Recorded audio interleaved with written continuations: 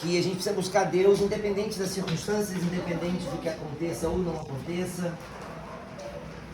E já que chegou a abençoada ali, muito rápido, eu quero falar sobre um personagem bíblico que está em Juízes 11, chamado Jefté.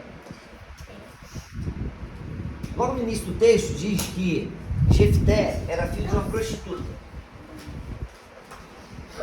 E o pai de Jefté chamava-se Gileade. E ali onde eles viviam, se chamavam os Gileaditas. Ou seja, Jefté tinha um pai, que era o Gileade, que dava origem ao nome desse povo chamado Gileadita. Só que esse pai dele, Gileade, teve Jefté tendo relacionamento com uma prostituta.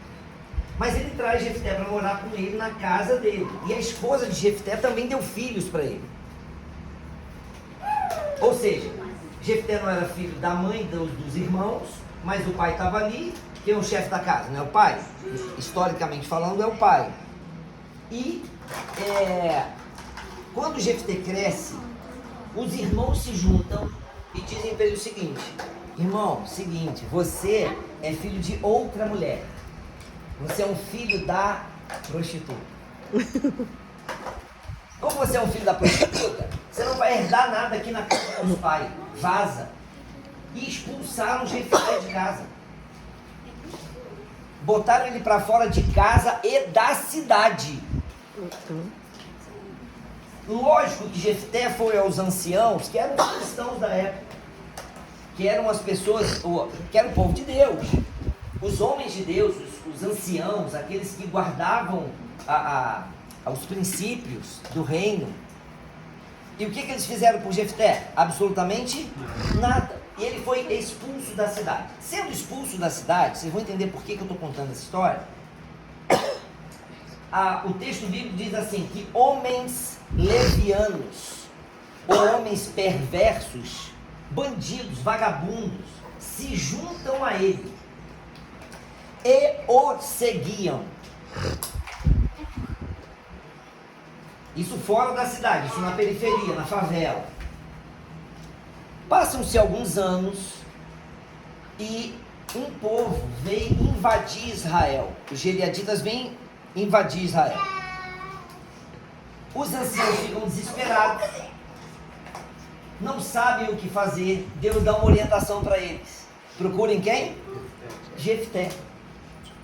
O cara que foi expulso de casa pelos irmãos, o pai não falou absolutamente nada, os anciãos não fizeram nada para defendê-lo. Deus estava onde nessa hora? Também ele não sabe. E ele vai expulso para a periferia, eles se juntam a ele, os vagabundos da periferia se juntam e seguem a ele.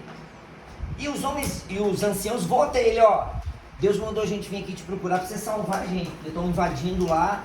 E se você conseguir vencer o exército que está vindo contra a gente, você vai ser o chefe de todos nós. O cara que saiu de lá ficou cansado. Tinha tudo para dar errado. A resposta dele para aqueles homens: vocês não fizeram nada por mim, vocês não eram meus inimigos, eu não era um zero à esquerda, por que estão me procurando agora?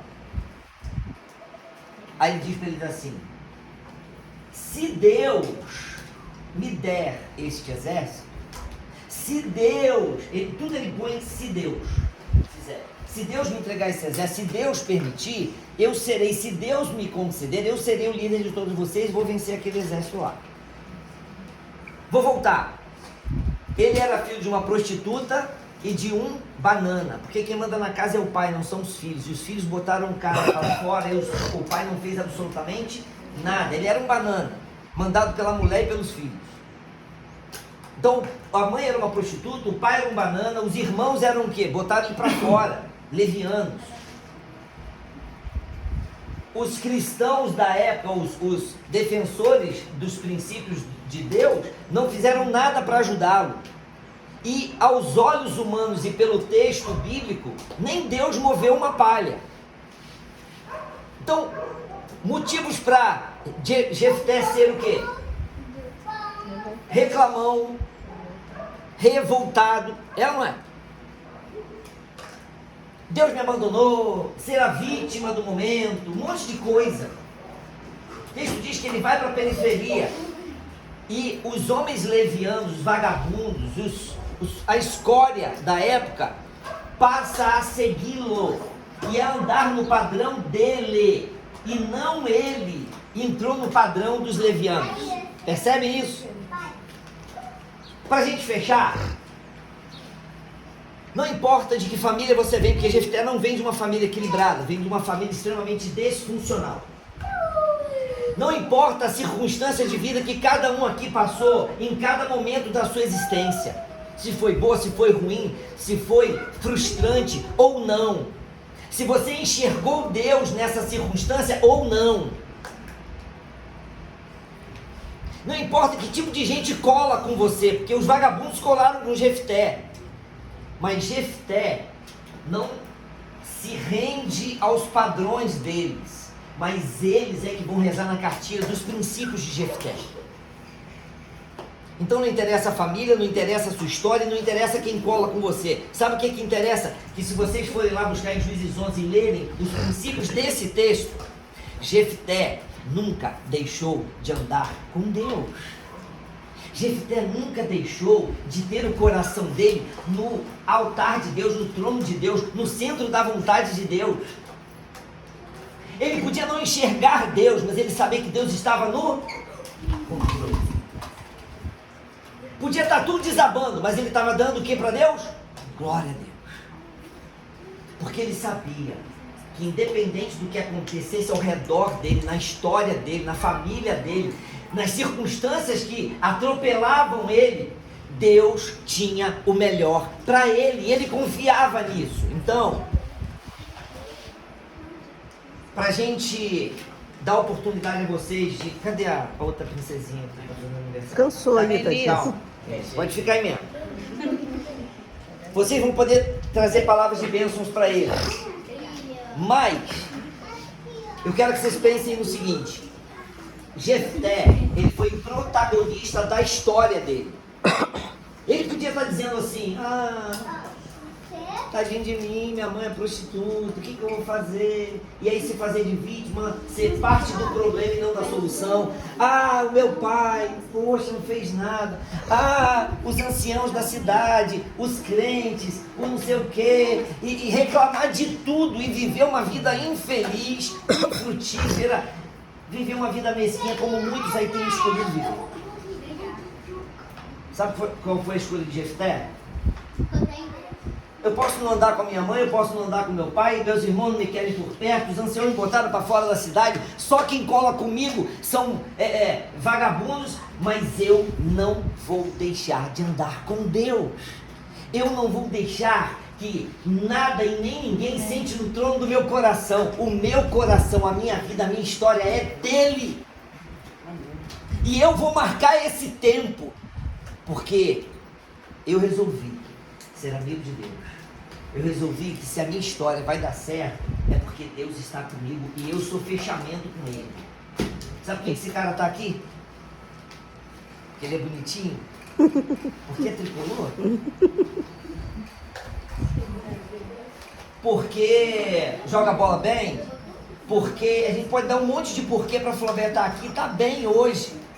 Cara, se tu tá bem hoje, se tu tá aqui hoje de pé, não é por causa dos seus talentos, não é por causa de nada, sabe? É porque nos momentos mais difíceis você conseguiu se preservar em Deus. Amém. E Deus sempre estendeu as mãos para você, e Deus sempre esteve com você, porque você quis que Ele estivesse com você. Você se abriu para Ele. Você deixou Ele sentar no trono do seu coração, cara.